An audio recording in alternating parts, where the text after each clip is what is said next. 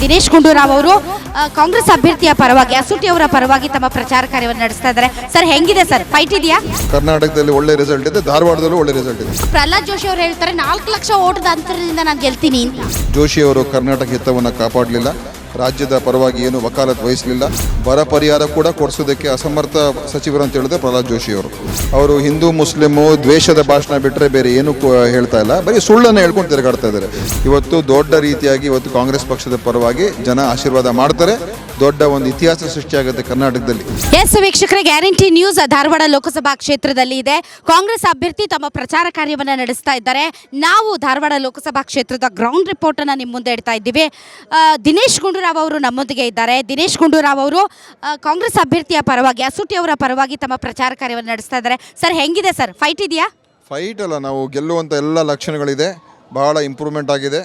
ಏನು ಜನ ಇವತ್ತು ನಮ್ಮ ಕಡೆ ಹೆಚ್ಚಿನ ಸಂಖ್ಯೆಯಲ್ಲಿ ಬರ್ತಾ ಇದ್ದಾರೆ, ಉತ್ಸಾಹ ಇದೆ ಮತ್ತು ಕರ್ನಾಟಕದಲ್ಲಿ ಒಳ್ಳೆ ರಿಸಲ್ಟ್ ಇದೆ, ಧಾರವಾಡದಲ್ಲೂ ಒಳ್ಳೆ ರಿಸಲ್ಟ್ ಇದೆ. ಅಲ್ಲ ಸರ್, ನೀವು ಅವರ ಪರವಾಗಿ ಸತತವಾಗಿ ಪ್ರಚಾರ ಕಾರ್ಯದಲ್ಲಿ ತೊಡಗಿದ್ದೀರಿ.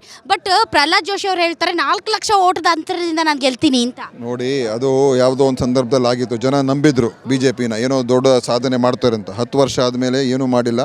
ಜೋಶಿಯವರು ಕರ್ನಾಟಕ ಹಿತವನ್ನು ಕಾಪಾಡಲಿಲ್ಲ, ರಾಜ್ಯದ ಪರವಾಗಿ ಏನು ವಕಾಲತ್ ವಹಿಸಲಿಲ್ಲ, ಬರ ಪರಿಹಾರ ಕೂಡ ಕೊಡಿಸೋದಕ್ಕೆ ಅಸಮರ್ಥ ಸಚಿವರು ಅಂತ ಹೇಳಿದ್ರೆ ಪ್ರಹ್ಲಾದ್ ಜೋಶಿಯವರು. ಅದರಿಂದ ಜನ ಇವತ್ತು ಅದೆಲ್ಲ ನೋಡಿದ್ದಾರೆ. ಮಹದಾಯಿಯಲ್ಲಿ ಏನನ್ನು ಕೂಡ ಅವರು ಮಾಡೋಕ್ಕೆ ಸಾಧ್ಯ ಜನ ನನ್ನ ನೋಡಿ ಅಂತಿಲ್ಲ, ನನ್ನ ಅಭಿವೃದ್ಧಿ ಕಾರ್ಯಗಳನ್ನು ನೋಡಿ ಅಂತಿಲ್ಲ. BJP ಅವರು ಮೋದಿ ಅವ್ರನ್ನ ನೋಡಿ, ರಾಮ ಮಂದಿರ ನೋಡಿ ನಮ್ಗೆ ಓಟ್ ಹಾಕಿ. ಮೋದಿಯವ್ರನ್ನು ಕೂಡ ನೋಡ್ತಾ ಇದ್ದೀವಿ, ಮೋದಿಯವರ ಭಾಷಣ ಕೇಳ್ತಾ ಇದ್ದೀವಿ. ಅವರು ಹಿಂದೂ ಮುಸ್ಲಿಮು ದ್ವೇಷದ ಭಾಷಣ ಬಿಟ್ಟರೆ ಬೇರೆ ಏನೂ ಹೇಳ್ತಾ ಇಲ್ಲ, ಬರೀ ಸುಳ್ಳನ್ನು ಹೇಳ್ಕೊಂಡು ತಿರುಗಾಡ್ತಾ ಇದ್ದಾರೆ.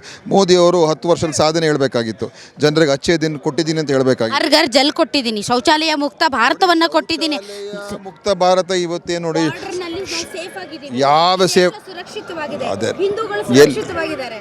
ಎಲ್ಲರೂ ಸುರಕ್ಷಿತವಾಗಿ ಇದ್ದಾರೆ ದೇಶದಲ್ಲಿ. ಇದೆಲ್ಲ ಇದ್ದಿದ್ದೇನೆ.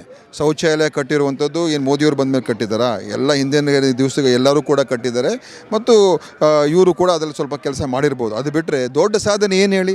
ಒಂದು ಬದುಕಿನಲ್ಲಿ ಇವತ್ತು ಬೆಲೆ ಏರಿಕೆ ವಿಚಾರ, ನಿರುದ್ಯೋಗದ ವಿಚಾರ, ಸಾಮಾನ್ಯ ರೈತರಿಗೆ ಸಮಸ್ಯೆ ಬಗ್ಗೆ ಸ್ಪಂದನೆ ಆಗಿಲ್ಲ. ಏನು ಒಂದು ಬದುಕಿನಲ್ಲಿ ಏನು ಸಾಧನೆ ಮಾಡಿದ್ದಾರೆ ಅವರು? ಕೇವಲ ಸುರಕ್ಷಿತ ಏನು ಹಿಂದೆ ಸುರಕ್ಷಿತವಾಗಿ ಇರಲಿಲ್ವಾ? ಯಾರು ಹೇಳಿದ್ರು? ಅವ್ರು ಹೇಳಿದ ತಕ್ಷಣ ನಂಬೇಕಾ ಮಾತು? ಇದೇ ಮಾತುಗಳಾಗಿದೆ. ಅವರ ಜನನೂ ಕೂಡ ನಾವೆಲ್ಲ ಕೇಳಿದ್ದಾರೆ, ಜನರು ಕೂಡ ಗೊತ್ತಾಗಿ ಅದಕ್ಕೇನೆ ಇವತ್ತು ನಡುಕು ಸೃಷ್ಟಿಯಾಗಿ ಈ ದ್ವೇಷದ ಸುಳ್ಳಿನ ಭಾಷಣ ಮಾಡ್ತಾ ಇರೋದು ಮೋದಿಯವರು. ಇಲ್ಲದೆ ಹೋಗಿದ್ರೆ ರಿಪೋರ್ಟ್ ಕಾರ್ಡ್ ಕೊಡಬೇಕಾಗಿತ್ತು. ನಿಮ್ಮ ಬದುಕಿನಲ್ಲಿ ನಾನು ಬದಲಾವಣೆ ತಂದಿದ್ದೀನಿ, ಇವತ್ತು ಒಳ್ಳೆ ದಿವಸಗಳು ಬಂದುಬಿಟ್ಟಿದೆ, ನಿಮ್ಮ ಜೀವನ ಸಮೃದ್ಧಿ ಆಗಿದೆ. ಸಮೃದ್ಧಿ ಆಗಿದೆ. ಯಾರಿಗಾಗಿದೆ ಅಂತ ಹೇಳಿದ್ರೆ ದೊಡ್ಡ ದೊಡ್ಡ ಶ್ರೀಮಂತರಿಗಾಗಿದೆ, ಅದಾನಿ ಅಂಬಾನಿಗಾಗಿದೆ, ಸಾಮಾನ್ಯರಿಗೆ ಏನಾಗಿಲ್ಲ.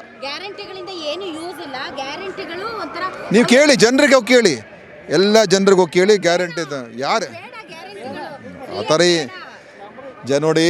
ಇವತ್ತು ಅದು ಪ್ರಯೋಜನ ಜನರಿಗೆ ಸಿಗ್ತಾ ಇದೆ, ನಮ್ಮ ಕಾರ್ಯಕ್ರಮ ಜನರಿಗೆ ಮುಟ್ಟಿದೆ. ಇವತ್ತು ದೊಡ್ಡ ರೀತಿಯಾಗಿ ಇವತ್ತು ಕಾಂಗ್ರೆಸ್ ಪಕ್ಷದ ಪರವಾಗಿ ಜನ ಆಶೀರ್ವಾದ ಮಾಡ್ತಾರೆ. ದೊಡ್ಡ ಒಂದು ಇತಿಹಾಸ ಸೃಷ್ಟಿಯಾಗುತ್ತೆ ಕರ್ನಾಟಕದಲ್ಲಿ. ನಿಮ್ಮ ಪ್ರಕಾರ ಸರ್, ಇಲ್ಲಿ ಕರ್ನಾಟಕದಲ್ಲಿ ಎಷ್ಟು ಸೀಟ್ ಗೆಲ್ಬಹುದು ಸರ್? 20ಕ್ಕಿಂತ ಹೆಚ್ಚು ಸೀಟ್ ಕನಿಷ್ಠ ನಾವು ಗೆಲ್ತೀವಿ ಈ ಸಲ. Thank you sir. Guarantee news, ಸುದ್ದಿ ಖಚಿತ, ನ್ಯಾಯ ನಿಶ್ಚಿತ.